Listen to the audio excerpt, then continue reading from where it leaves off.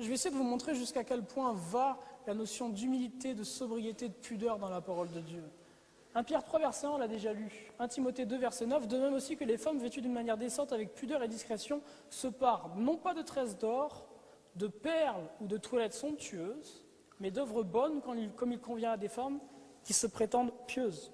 Que la femme s'instruise en silence avec une entière soumission. Le passage là est clair. Le passage là est très clair. Mais si je regarde à nos communautés, particulièrement dans le monde afro-caribéo-américain, c'est toute la différence. Toute la différence. Dieu a béni les femmes d'origine africaine en ce qu'elles sont particulièrement belles. En tout cas, je les trouve particulièrement belles. Mais lorsqu'on regarde à la communauté afro-caribéo-américaine, les femmes, tout tourne autour du cheveu.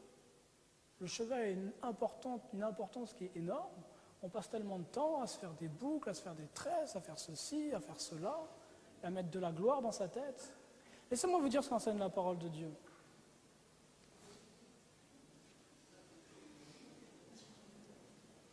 Laissez-moi vous dire ce qu'enseigne la parole de Dieu. Il y a un texte de la parole, un texte de la Bible.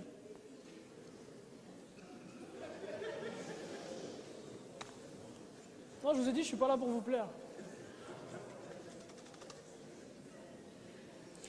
Je viens vous rapporter ce qu'était l'Église de Christ, et je viens vous rapporter ce qu'enseignaient ce qu'on appelle les pères, ce qu'enseignaient Tertullien et tous les autres, ce qu'on appelle les pères de l'Église. 1 Corinthiens 11, verset 13, un texte qui est tordu dans toutes les églises, ou une grande partie des églises. Jugez donc vous-même, convient-il pour une femme de prier Elohim la tête non voilée? La nature elle-même ne vous apprend-elle pas que c'est un déshonneur pour l'homme d'avoir des cheveux longs, mais la femme qui porte de longs cheveux, c'est pour elle une gloire, parce que sa chevelure lui a été donnée en guise de parure. Dans certaines versions de la Bible, comme dans la Louis II, il est dit que sa chevelure lui a été donnée comme voile.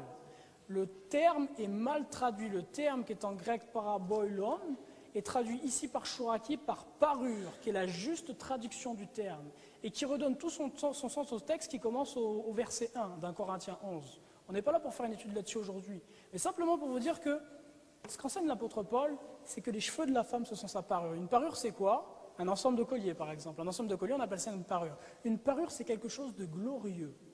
Vous me suivez? Quelque chose de glorieux. Ce qu'enseigne l'apôtre Paul à son Église, c'est ceci. Étant donné que vous êtes mort à vous-même, étant donné que vous n'existez plus, mais que c'est Christ qui existe en vous, vous n'avez pas à chercher de gloire pour vous-même. Vous devez cacher toute gloire que vous avez. Et ce qu'il dit au début d'un Corinthiens 11, cette pensée-là va tellement loin, de voiler sa gloire pour que toute gloire revienne à Dieu. Il leur dit, parce que les cheveux de la femme sont une gloire pour elle, écoutez, vous devriez même raser vos cheveux, mesdames. C'est ce qu'il dit. Maintenant, il finit en disant ceci. Mais parce qu'il est une honte pour la femme d'avoir les cheveux rasés alors qu'elle se voile. Parce que l'humilité, la pudeur et la sobriété, ça n'est ni vivre dans la honte, ni vivre dans la gloire. C'est entre les deux, c'est la neutralité. Et ce que Paul leur dit donc, c'est, puisque c'est une honte pour vous de vous raser les cheveux, voilez-les. Et il finit en disant ceci, la femme qui porte de longs cheveux, c'est pour elle une gloire, parce que sa chevelure lui a été donnée comme une guise de parure. Puisque c'est une gloire pour elle, qu'elle la voile devant le Seigneur. Et ce n'est pas simplement la femme qui doit voiler sa gloire devant le Seigneur. Sachez que dans Ésaïe, les anges qui sont devant le trône de Dieu se voilent la tête, se voilent le corps et se voilent les pieds. Ils voilent leur gloire devant la gloire de Dieu, afin qu'au final, toute gloire revienne à Dieu et que seul Dieu soit glorifié. Aucune chair n'a le droit de se glorifier devant Dieu. La gloire doit revenir à Dieu et à lui seul. Imaginez-vous jusqu'à quel point va l'enseignement de la Bible sur la pudeur et la sobriété. Lorsque vous parlez des femmes, les saintes femmes qui donnent en comparaison, Sarah, il nous dit la parole de Dieu, était une femme voilée. Rebecca, femme d'Isaac, était une femme voilée, dit la parole de Dieu. Si vous lisez le Cantique des Cantiques, la reine de Saba était-elle aussi une femme voilée? Savez-vous pour quelle raison les musulmanes se voilent? Savez-vous pour quelle raison les musulmanes se voilent? Ou les juifs orthodoxes se voilent? Parce que c'est ce qu'enseignent les Écritures. Le prophète Mahomet, lorsqu'il est venu, avec sa fausse doctrine, a repris et a enseigné que la Bible était la parole de Dieu, même s'il a tordu dans tous les sens. Mais la raison pour laquelle il a enseigné aux musulmans de se voiler, c'est parce que les chrétiens et les juifs de l'époque se voilaient, étaient voilés. Et si vous lisez les pères de l'Église, les textes parabibliques comme ceux de Tertullien, ils rapportent que les femmes du 1er siècle étaient voilées. Et vous savez sur quel point était le débat à l'époque? Il n'était pas sur savoir si on doit se voiler ou pas.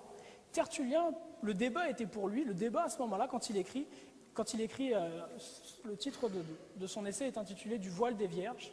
Quand il écrit, en fait, il écrit parce qu'il y a une polémique et qu'il y a certaines églises qui ne voilent pas leurs vierges. Toutes les femmes sont voilées, mais pas les vierges. Et Tertullien est remonté par rapport à ça. Comment ça? Donc le voile est accepté pour tous. La discussion était simplement est-ce que les vierges ou non doivent se voiler? Il faut prendre le texte pour ce qu'il est et cesser de chercher à tordre les Écritures. Ça ne servira à rien devant Dieu. Lorsque je vois sur Facebook des photos de profil totalement impudiques, et qu'à côté, il est noté ceci, chrétien. Mais quelle image donne-t-on au monde? Quelle image donne-t-on au monde? Lorsque je vois des jeunes hommes ou des jeunes femmes qui, dans leurs photos, ont des positions et des tenues qui sont tout à fait... Quelle image donne-t-on au monde?